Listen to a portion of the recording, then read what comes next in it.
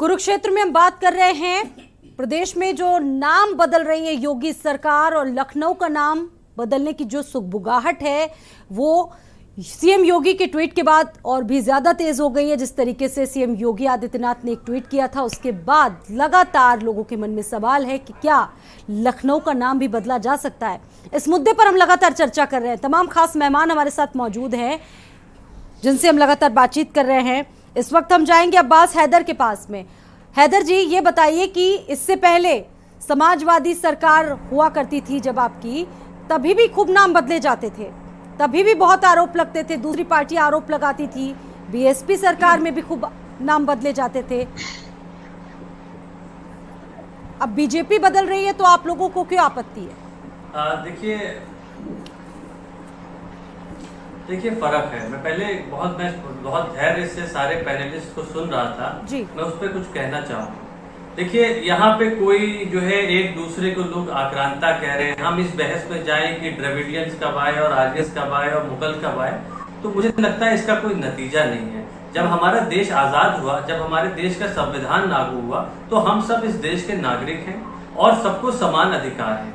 और अगर हमें ये तय करना होगा कि हम इतिहास में जीना चाहते हैं कि वर्तमान में जीना चाहते हैं। अगर हम वर्तमान में जीना चाहते हैं तो सच्चाई ये है कि हमारे उत्तर प्रदेश में एक वर्ष के अंदर 68,000 उद्योग धंधे बंद हुए हैं। इसका जवाब भारतीय जनता पार्टी नहीं देना चाहती है। अगर हम सवाल करें उत्तर प्रदेश में महंगाई क्यों लगातार बढ़ रही है, इसके लिए सरकार क्या कर रही है, अगर मैं बात करूं आपसे कि पेट्रोलियम पदार्थों के दाम किस प्रकार से, क्रूड ऑयल के दाम भारतीय जनता पार्टी की सरकार ने $20 प्रति बैरल से लेकर के $105 प्रति बैरल पर रहे और पेट्रोल 110-115 रुपए लीटर मिल रहा था। इससे पूर्व की सरकार में जब पेट्रोलियम क्रूड ऑयल के दाम 110 रुपए में थे तो 70 में मिलता था। ये क्यों हो रहा है, इसका जवाब इनके पास नहीं है। अगर आप देखें तो हमारे देश में जो मैन्युफैक्चरिंग सेक्टर है उसके अंदर करीब 5.25 करोड़ लोगों को नौकरी रोजगार मिलता था, जो आज घट करके 2.70 करोड़ हो गया है। इसके लिए क्या जवाब है देश का?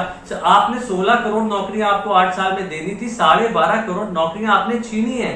ये अनप्रेसिडेंटेड है, ये कभी नहीं हुआ देश की स्वतंत्रता के बाद। जो अब हुआ है, इन विषयों पे बात ना होने चाहे तो आप बात किन चीजों पे करेंगे? मंदिर पे करेंगे, मस्जिद पे करेंगे, हिंदू पे करेंगे, मुसलमान पे करेंगे, नाम बदलने पे करेंगे, सब कोई बात करेंगे। अगर अखिलेश यादव भी तो नाम बदलते थे, बात नहीं करेंगे तो बेरोजगारी पे नहीं करेंगे। अखिलेश यादव क्या नाम नहीं बदलते थे, ये बताइए। किसने नाम बदले? आप बताइए क्या नाम बदला?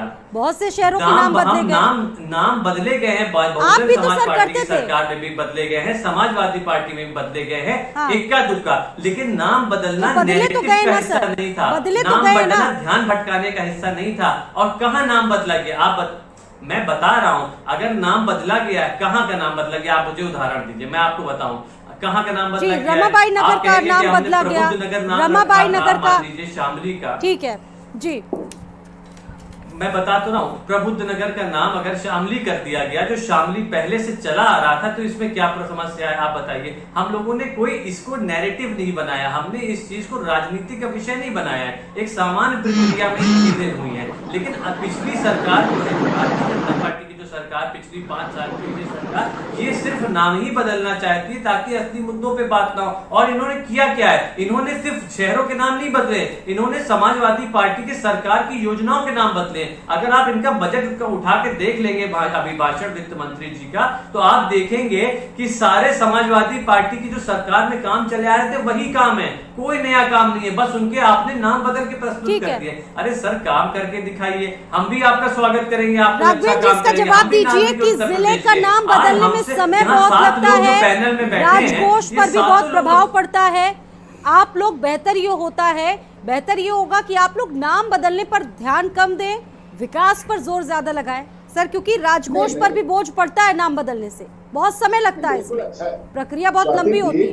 कम से कम ये लोग तैयारी करके आए होते, ये लोग रटी रटाई भाषा बोलते हैं, सुनने का थोड़ा सा मात्रा रखिएगा। समाजवादी पार्टी के प्रवक्ता महोदय कह रहे थे इनकी सरकारें पिछली बार चल चुकी हैं, सब लोग देख रहे हैं। ये लोग अपराध में भारतीय जनता पार्टी को घेरते हैं, विकास में भारतीय जनता पार्टी को घेरते हैं, गाय में घेरते हैं, इस प्रकार की है। मैं कुछ बातें बताना चाहता हूँ। इनकी सरकार 2012 से लेकर 2017 तक चली। इन्होंने कितनी सरकारी नौकरी दी? 1,99,000। और भारतीय जनता पार्टी ने बहुत बुरे काम किए। 2 साल कोरोना काल भी झेला, तो उसमें भारतीय जनता पार्टी ने 4,50,000 सरकारी नौकरी दी, उससे कुछ ज्यादा दी। हम लोगों ने उत्तर प्रदेश में 59 सरकारी मेडिकल कॉलेज बनवाने का काम किया। आजादी से लेकर अभी तक उत्तर प्रदेश आपने 5.5 सरकारी नौकरी देने का वादा किया था। जब हमने आरटीआई में मांगा कि किस विभाग में क्या नौकरी दी, तो आपने लिखा डेटा उपलब्ध नहीं। समाजवादी आज भी आपने नौकरी देखने का ढकोसला किया। आज भी कहीं पेपर लीक करा देते हैं, कहीं पे आपने फॉर्म नहीं एक्सेप्ट किए, कहीं पे इंटरव्यू नहीं हुआ, कहीं पे कॉल लेटर नहीं आया। इस तरीके से आपने नौकरी दी। आप ये बताइए कितने लोग नौकरी में शामिल हो गए, कितने लोगों को नौकरी करने पर तनख्वाह मिल रही है, ये डेटा उपलब्ध कराइए ना। झूठे डेटा क्यों उपलब्ध कराते हैं? आज भी मुख्यमंत्री जी ने बजट में 2 दिन पहले कहा कि आप लोग मुद्दे से मत भटकिए प्लीज। अरे जो मुद्दा है कम से कम वही मुद्दा रखिए। तो आपने दिया है 14,000 नौकरी का बजट में, कह रहे हैं कि 4.5 लाख नौकरी, तो कहाँ से देंगे? कोई रोड मैप है आपके पास? इस पे चर्चा करिए ना। भाई देखिए किस विभाग में कितनी नौकरी देंगे? आपने बताया 7400 नौकरियां आप देंगे माध्यमिक शिक्षा विभाग में, आपने बताया 10,000 नौकरियां देंगे। हम लोग आज सुन लीजिए, 4-4.5 लाख नौकरियां कहाँ देंगे? अब्बास हैदर जी बजट पर बात नहीं कर रहे हैं, सुन लीजिए सर, मुद्दे पर रहिए, विषयांतर मत कीजिए प्लीज। आप लोग विषयांतर मत कीजिए, मुद्दे पर रहिए सर। बात किसी और टॉपिक की हो रही है, प्लीज आप लोग भटकाइए नहीं। विषयांतर तो भारतीय जनता पार्टी करना चाह रही है। ठीक है, हम तो वही मैं कह रही हूँ। लतीफ जी कुछ कहना चाह रहे हैं। लतीफ जी ठीक है सर, ठीक है। जो औरंगजेब की मजार पे फूल चढ़ाने वाली बात थी, ये इनसे पूछना चाहिए था, राघवेंद्र जी से। इनके सहयोगी दल के व्यक्ति गए थे वहां पे फूल चढ़ाने। ये सवाल गलत आदमी से पूछ लिया आपने। इसका जवाब भारतीय जनता पार्टी की भाई अपने सहयोगी दल के आदमी क्यों भेजते हैं औरंगजेब की मजार पे फूल चढ़ाने के लिए? अरे वो तो आपसे बिना पूछे कोई स्टेटमेंट नहीं देते सर। देखिए स्वाति जी, अभी भारतीय जनता पार्टी के सम्मानित प्रवक्ता ने मेडिकल कॉलेजों का जिक्र किया। सीटें बढ़ाई गई, एमबीबीएस की मेडिकल कॉलेज खोलने का पूरा एडवर्टीजमेंट किया जा रहा है, जोर शोर से हल्ला किया जा रहा है। लेकिन कितने मेडिकल कॉलेज आज सुचारू रूप से चल रहे हैं? उन मेडिकल कॉलेज में कौन कौन से डिपार्टमेंट सही ढंग से चल रहे हैं? कहाँ कहाँ इलाज हो रहा है, किस किस तरह का इलाज हो रहा है, कितने डॉक्टर हैं, कितने प्रोफेसर हैं, कितने शिक्षक हैं, कितने पढ़ाने वाले हैं, कितने स्टाफ हैं, एक बार जाके उसका स्थलीय निरीक्षण कर लिया जाए, सारी हकीकत सामने आ जाएगी। बिल्डिंग बना के खड़ी कर देने से मेडिकल कॉलेज नहीं चलने लगता है, उस तरह का विजन नहीं है। हम लोगों की भावनाएं देखिए। अरे भावनाएं देखने के लिए, काम देखने के लिए सरकार चुनी जाती है। भावनाओं के नाम पर, आस्था के नाम पर तो आपने पूरा बंटाधार कर रखा है पूरे देश का। अरे आपकी भावनाएं देखने के लिए सरकार चुनी जाती है, काम देखने के लिए चुनी जाती है। लेकिन सरकार को काम करना होगा, आप लोगों ने मुद्दों पर उलझाना नहीं होगा सर। आज राशन छीन रहे हैं आप लोगों का, आज आप किसान सम्मान निधि वापस लेने की बात कर रहे हैं। सरकार नहीं चला रहे हैं आप, गुंडागर्दी का गैंग चलाने का काम कर रहे हैं। सरकार की पहचान क्या बनी है कि अनाज की रिकवरी करेंगे? सरकार की पहचान क्या बनी है? बुलडोजर चला देंगे। सरकार की पहचान क्या बनी है? जाके वसूली करेंगे किसान सम्मान निधि की। अरे आप सरकार नहीं चला रहे हैं, गुंडों का जो है वो गिरोह चलाने का काम कर रहे हैं। आप इस तरह से सरकार काम कर रही है, अपराधियों की तरह से सरकार काम कर रही है, वसूली गैंग की तरह सरकार काम कर रही है। कहीं पर अनाज की वसूली कर रही है, कहीं पर किसानों से सम्मान निधि वापस लेने की वसूली कर रही है, कहीं पे बुलडोजर चलाने का काम कर रही है। आप सरकार चला रहे हैं कि तमाशा चला रहे हैं? उत्तर प्रदेश के अंदर एक सवाल का जवाब आप ढंग से नहीं दे पा रहे। बताइए कितने मेडिकल कॉलेज सही ढंग से चल रहे हैं? आप बताइए ना, आपने बस्ती में मेडिकल कॉलेज बनाया, क्या बस्ती का मेडिकल कॉलेज काम कर रहा है या वही पुराना जिला अस्पताल पे काम हो रहा है? आपने सिर्फ लोगों को बरगलाने का काम किया है, लोगों को गुमराह करने का काम किया है। आप काम नहीं कर रहे हैं। अब मैं बार बार कहता हूं स्वाति जी, अगर चुनाव आयोग कुछ शब्दों के प्रतिबंध लगा दे, मैं कह रहा हूं स्वाति जी, तो चला रहे ना कुछ शब्दों के प्रयोग पर अगर चुनाव आयोग प्रतिबंध लगा दे, जैसे हिंदू मुस्लिम, मंदिर मस्जिद, पाकिस्तान हिंदुस्तान, सबसे पहली पार्टी जो चुनाव से बाहर जाएगी, राजनीति से बाहर जाएगी। इनके पानी का पेट नहीं, इनके पेट का पानी नहीं पड़ सकता जब तक नफरत फैलाने की बात न कर ले, जब तक ये बांटने की बात न कर ले, जब तक ये लोगों में खाई पैदा करने की बात न कर ले, जब तक ये उत्साहवाद की राजनीति न कर ले, जब तक ये संप्रदायवाद की राजनीति न कर ले, जब तक ये भड़काने की राजनीति न कर ले, जब तक ये नफरत फैलाने की राजनीति न कर ले, ठीक है सर, ठीक है, बिल्कुल बहुत सही बात आपने कही। संजीव जी, दोबारा पूर्ण बहुमत की देश में एक अलग तरह का माहौल बनाया जा रहा है, चाहे ज्ञान वापी से जुड़ा मुद्दा हो, तमाम ऐसे मुद्दे क्या आपको लगता है ये बनाए जा रहे हैं, प्रायोजित हैं? जी जी,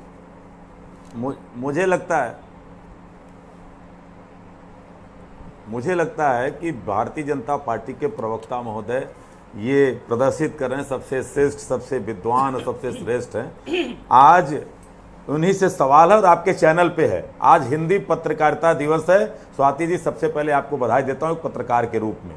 ये भारतीय जनता पार्टी के प्रवक्ता महोदय बताएं, योगी पार्टी की सरकार जब बनती है, बनते ही शपथ लेते ही बलिया में जब बोर्ड की परीक्षा के संस्कृत के और अंग्रेजी के पेपर लीक होते हैं और पत्रकार, ईमानदार पत्रकार साथियों ने जब उस लीक को बताया तो जेल भेजने का काम किया और पूरे बलिया से लेकर के जब पत्रकारों का जमावड़ा एकजुट होने लगा तो बताइए आज तक बलिया के डीएम का ट्रांसफर नहीं किया गया। वो आज चूंकि आज हिंदी पत्रकारिता दिवस है, योगी सरकार की आज माफी मांगेगी क्योंकि उन पत्रकारों के सामने इनको थूक के चाटना पड़ा। बताइए प्रवक्ता महोदय, आज हिंदी पत्रकारिता दिवस को अपमानित किया गया कि नहीं? आज बताइए, आज भी माफी मांगेगी कि नहीं योगी सरकार? राघवेंद्र जी, देखिए पर्टिकुलर विषय पर चर्चा करना ये थोड़ा कठिन होता है। देखिए भारतीय जनता पार्टी की नीति और नियत पर कोई कठिन काम आपसे नहीं हो पाता है। देखिए कोई आप आसान करने के लिए आए। हिंदू मुस्लिम करना सबसे आसान है, हिंदू मुस्लिम के नाम पर नफरत फैलाना सबसे आसान है, नफरत की राजनीति करना सबसे आसान है, गुंडागर्दी की राजनीति करना सबसे आसान है, बुलडोजर चलाना सबसे आसान है, गरीबों के मुंह से निवाला छीनना सबसे आसान है, किसानों से सम्मान निधि वापस लेना आसान है। अरे बात करने दीजिए, आप बात कहाँ कर रहे हैं? आप बात कर कहाँ पा रहे हैं? कठिन बात आपसे हो कहाँ पा रही है? जवाब तो नहीं ले रहे आप बात कहाँ कर पा रहे हैं? आप इधर उधर की बात करेंगे तो आपकी बकवास सुनने के लिए हम यहाँ बैठे हैं। आप सही बात बताइए ना। मेरा जवाब लीजिए ना। उत्तर प्रदेश में हम लोगों ने 2,500 मुकदमे कायम किए सरकारी अधिकारियों के ऊपर। हम लोगों ने IAS, PCS, IPS अधिकारियों जैसे हम लोग मुकदमे दर्ज करने में कोताही नहीं बरती है। डीजीपी जैसे अधिकारी को हटा देते हैं आरोप लगाकर सीधे। क्या अन्य राजनीतिक दलों में ऐसा हुआ है? अरे बलिया के डीएम पे क्या कार्रवाई हुई है बता दीजिए ना। खड़ा कर सकते हैं हमारी नीति और नियत पर प्रश्न नहीं खड़ा करते हैं। उत्तर प्रदेश की जनता ने दोबारा मान्यता दी है। आप लोग इस प्रकार का आरोप नहीं लगा सकते भारतीय जनता पार्टी के ऊपर। इंद्रकांत त्रिपाठी के हत्यारे का पता बता दीजिए, आपको पता होगा राघवेंद्र जी। 2 साल बाद फिर उत्तर प्रदेश की जनता कहाँ छुपा के रखा है मणिलाल पाटीदार को? अरे अब क्या, अरे मणिलाल पाटीदार को कहाँ छिपा के रखा है, यही बता दीजिए। एक सवाल मेरा भी है राघवेंद्र जी कि आज हिंदी पत्रकारिता दिवस है, ये बताइए, ये विधानसभा सत्र चल रहा है, 1000 उत्तर प्रदेश में मुख्यालय की मान्यता प्राप्त पत्रकार है और मात्र 100 लोगों को विधान सत्र के लिए पास जारी हुए हैं। जरा इस पर भी कुछ बोल दीजिए। ये आपकी सरकार है और ये विकास की सरकार है, सबका साथ सबका विकास वाली सरकार है। विकास तो सिर्फ और सिर्फ भारतीय जनता पार्टी के जो कार्यालय हैं 5 स्टार होटलों की तरह चमक गए, बाकी विकास कहीं धरातल पे है नहीं। आप लोग सिर्फ फर्जी और लफाजी बातें करते रहिए, इसके अलावा कुछ नहीं। आपके बहुजन समाज पार्टी कांग्रेस की सरकारों की तुलना भारतीय जनता पार्टी की सरकार से कर लीजिए। चलिए इसी पे बात कर लीजिए। चलिए हम इस पे तैयार है, कर लीजिए। आप तुलना कर लीजिए भारतीय जनता पार्टी की सरकार और बहुजन समाज पार्टी की सरकार में कर लीजिए तुलना। चलिए बहुत पुरानी सरकार की बात कर रहे हैं, छोड़ दीजिए आप कांग्रेस की और हम सपा की बात कर रहे हैं, अन्य सरकारों की भी बात कर रहे हैं। उत्तर प्रदेश में तुलना नहीं की जा रही है, तुलना करने की बात है सर। अरे मुद्दे की बात करिए, विकास पे बात करिए, अपराध पे बात करिए। राघवेंद्र जी अपराध पे बात करिए, अपराधी थाने चला रहे हैं, इस पे बात करिए। दूर न जाइए, सिर्फ लखनऊ की बात कर लीजिए, प्रदेश तो बहुत बड़ा है। अरे लखनऊ क्या पूरा उत्तर प्रदेश की बात करिए। हम तो सिर्फ लखनऊ की बात कर रहे हैं, जो लखनपुर कह रहे हैं या लखनपुर कह रहे हैं उसी की बात कर रहे हैं। 2012 से लेकर 2017 बगल का उन्नाव जिला चला जाइए, बगल का बाराबंकी चले जाइए, थाने अपराधी चला रहे हैं। राघवेंद्र जी चलिए, हाथ पकड़ मैं आपको दिखा दूं चल के। जेल के अंदर पक्का ताला खुलवाया था, थानेदार कहता है मैं क्या करूं, मैं मजबूर हूं, इन्हीं की मानना पड़ेगी मुझे। उत्तर प्रदेश की जनता को याद है नितिन जी, हत्याकांड उत्तर प्रदेश की जनता को याद है। नितिन जी आप कुछ कहना चाह रहे थे? और ये अध्यक्ष ने बैनर टांग दिया स्वाति जी कि भाजपाइयों का थाने में आना प्रवेश वर्जित है। मथुरा बाग ये है इनकी स्थिति। मुख्यमंत्री स्वयं कहते हैं कि हमारे कार्यकर्ता दलाली छोड़ दें, यानी ये 5 साल दलालों की सरकार रही है। योगी आदित्यनाथ जी का बयान उन्नाव में क्या बोलेंगे इसके पीछे बताएं? हत्या हो गई थी उसमें, और बड़े पैमाने पर लोगों की हत्या हुई थी। ठीक है जवाहर बाग हत्याकांड, मुझे भारतीय जनता पार्टी को आपके देखिए, आवश्यकता नहीं है। पहले तो मैं अपने सपा के जो बात हरे भाई उनका याद देना चाहूंगा, और उन्होंने जैसा बताया कि नाम बदलने में राजस्व में कितना खर्चा आता है, ठीक है ना। अभी मैं उनकी बात कर जा रहा हूँ। भाई साहब एक मिनट राजेंद्र जी, अरे भाई नितिन भाई को तो बोल लेने दीजिए, नितिन भाई को बोलने दीजिए, परिवार संभाले नहीं पा रहे, चाचा कहीं जा रहे हैं, अरे नितिन जी को बोल लेने दीजिए भाई, कहीं जा रहे हैं, यहाँ ज्ञान देने का काम कर रहे थे आप लोग। आप ही के सगे संबंधी हैं, बोल लेने जी दीजिए। जी सगे संबंधी तो हम आपके भी हैं, उसके बाद छोड़ दिए। देखिए मैं हैदर जी को याद देना चाहूंगा, अभी तक 11 जिलों के नाम बदले गए, जिसमें से 9 नाम जो हैं वो अखिलेश यादव जी की सरकार में बदले गए। तब इन्होंने राजस्व की बात क्यों नहीं की? मेरे पास का डाटा मौजूद है, आप देखना चाहें तो मैं दिखा भी सकता हूँ, ठीक है। दूसरी बात, अब मैं आता हूं अपने जो आपके हमारे प्रवक्ता भाई, इनसे कहना चाहता हूं, अभी 2 दिन पहले इन्हीं की सरकार में पंजाब में एक आदमी की हत्या हुई है, सिद्धू मूसावाला का। उस पे ये कानून व्यवस्था पे कोई बात नहीं करते। यूपी की बात तो ये करते हैं, लेकिन अपनी सरकार के बारे में कोई बात नहीं करते। वहां पे कानून का राज नहीं है, खुलेआम उसकी सुरक्षा हटा दी जाती है और तुरंत उसकी हत्या भी कर दी जाती है। इस पे कोई टिप्पणी नहीं करते हैं। इसका जवाब अभी दे, आपके बाद एक मिनट दे रहा हाँ हूँ जी। उसके बाद मैं आता हूँ अपने कांग्रेस के प्रवक्ता भाई पर। उन्होंने क्या कहा कि देश का माहौल बड़ा खराब हो रहा है, ये आक्रांता है। अरे भैया, जब 1991 में जब कश्मीरी हिंदुओं की हत्या हुई थी, तब आपने क्यों नहीं दिया? 50 साल तो आप ही ने राज किया, सारे घोटाले आपने करवाए, तब आप क्यों नहीं बोले? अब आप आके यहाँ डिबेट में बोलते हो कि बीजेपी क्या करता है, बीजेपी कार्य नहीं करती। एक पार्टी ऐसी आई है जिसने हिंदुओं की बात की, तो सारी पार्टियां एक होकर उसका विरोध करते हो खुलेआम। 50 साल से आपने राज किया, क्या किया बताइए? कितने आपको मैं गिनाऊं आपके घोटाले? कितने आपको दिख रहा है? आप बेच रहे हैं। अभी राजस्थान में करौली में बेच रहे हैं, रामनवमी के दिन बेच रहे हैं हुए, ये दिख रहा है। आप नहीं बोले। आज देश का प्रधानमंत्री दिन में 5 सेट बदलता है और शाम को किसी उद्योगपति को, देश को, किसी भी कल कारखाने को बेचने का सौदा करता है। ये देश देख रहा है क्या स्थिति है देश की। आप बताइए कितने PSU बनाए, बुलेट ट्रेन कहाँ चल रही है, स्मार्ट सिटी कहाँ है, 2 करोड़ रोजगार कब दे दिया? बताइए ना। पिंक रेवोल्यूशन बंद हो गया, भ्रष्टाचार कितना खत्म हुआ, नोटबंदी से क्या फायदा हुआ, GST से क्या फायदा हुआ, बताइए देश को। 50 साल में क्या किया गिनाऊं मैं आपको? बेफाम किसने किया? 2G घोटाला किसने किया? आप उस पर नहीं बोलते हो। बीजेपी में कितने घोटाले हुए गिनाइए आप उसको। सुप्रीम कोर्ट का जजमेंट पड़ा है कि नहीं? सुप्रीम कोर्ट का जज की बात उसको भी जुमले में ले लिया। बात क्यों कर रहे हैं? क्या कहा सुप्रीम कोर्ट ने? अपनी कि कोई भी भ्रष्टाचार नहीं था। आप यही जुमला सुनाते सुनाते 8 साल बीत गए। कभी हिंदुओं की हत्या में चुप क्यों रहते हैं? आप बोलिए ना। ठीक है, अब्बास हैदर, आप तो हिंदू संत महात्माओं के ऊपर लाठी चलवाया बनारस में। देखिए अभी जब ये बात आपने तोड़ करके कूड़े में फेंक दिया। हिंदुओं के सिवा आपने किया ही क्या है? हिंदुओं पे लाठी चलवाई आपने, हत्या ही करके आपने। क्या किया हिंदुओं के लिए बताओ ना। अरे कहाँ चले गए सर आप लोग? अरे भाई कहाँ चले गए?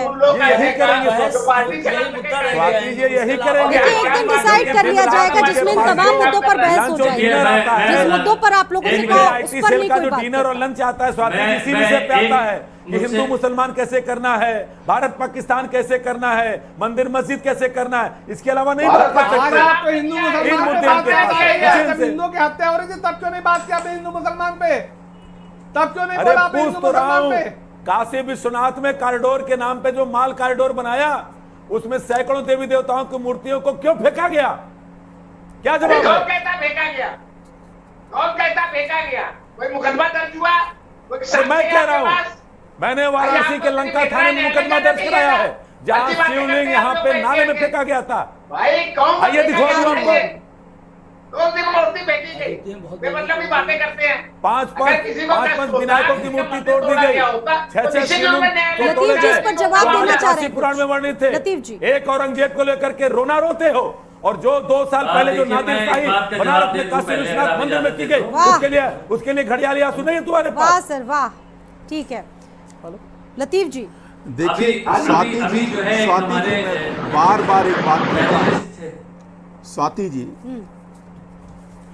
अगर चुनाव आयोग की तरफ से एक ऐसा नियम आ जाए, एक ऐसा कानून आ जाए कि कुछ शब्दों के इस्तेमाल पर पूरी तरीके से परहेज रहेगा, प्रतिबंध रहेगा, चुनाव में भी और राजनीति के दरमियान भी, अपनी बयानबाजी के दरमियान भी, जैसे मुस्लिम, जैसे पाकिस्तान, जैसे मुगल, जैसे अजान, जैसे मस्जिद, जैसे हलाला, तो भारतीय जनता पार्टी और उनके जितने आनुषांगिक संगठन हैं, जितने सगे संबंधी दूर नजदीक के रिश्तेदार हैं, सारे संगठन, वो सबसे पहले राजनीति से और चुनाव से किनारा कर लेंगे। क्योंकि जब तक ये हिंदू मुस्लिम के नाम पर, मंदिर मस्जिद के नाम पर, पाकिस्तान के नाम पर नफरत न फैलाने, बांट न लें, खाई न पैदा करने, तब तक आ रही हूँ सर, तब तक इनसे राजनीति नहीं हो सकती, तब तक इनसे सियासत नहीं हो सकती, क्योंकि ये मूल मुद्दों पर काम नहीं कर आ रही हूँ, आप दोनों सकते, ये लोगों बिजली के पर काम नहीं कर सकते, समय कम है, ये पानी पर काम नहीं हो सबके पास सकते। आऊंगी। मैं पूछता हूँ, मैं पूछ रहा हूँ, नितिन जी, सबसे बड़ा सवाल ये है, एक सवाल मैं बोल रहा हूँ, बार बार सुन लीजिए, नितिन जी सुन लीजिए, बार आप अभी राहुल भट्ट की हत्या पर आप क्या कहेंगे? राहुल भट्ट की हत्या पर आप हिंदू हत्या की बात कर रहे हैं, आप कश्मीर की बात कर रहे हैं, आप राहुल मैं आपका जवाब दूंगा, राहुल भट्ट मैं जवाब दूंगा आपका। आप बहुत बड़े हिंदूवादी हैं, मैं जवाब दे रहा हूं कि जिस वक्त कश्मीर में हिंदुओं को पलायन हो रहा था, उस वक्त सरकार आपकी थी, किसी और की नहीं थी। पहली बात तो आप ये समझ लीजिए, आप उनके समर्थन दल, आपके भाजपा की समर्थन की सरकार थी, एक बात। दूसरी बात, जिन आप हिंदुओं की हत्या की बात कर रहे हैं, आप हमें यह बता दीजिए किस प्रदेश का और देश का प्रधानमंत्री और मुख्यमंत्री मुसलमान कौन सा है, वो आप बता दीजिए। आप किन हिंदुओं की हत्या की बात कर रहे हैं? अब्दुल कलाम आजाद देश के राष्ट्रपति नहीं अरे राष्ट्रपति पूरा विश्व जानता है, हिंदुस्तान राष्ट्रपति इस टाइम रबड़ होता है, कुछ नहीं होता राष्ट्रपति। प्रधानमंत्री और मुख्यमंत्री सारे हिंदू, और फिर भी हिंदुओं की हत्या हो रही है। क्यों मर्यादा चाहिए मुख्यमंत्री को और उस प्रधानमंत्री को जिसके समय में हिंदुओं की हत्या हो रही है? क्यों मर्यादा चाहिए?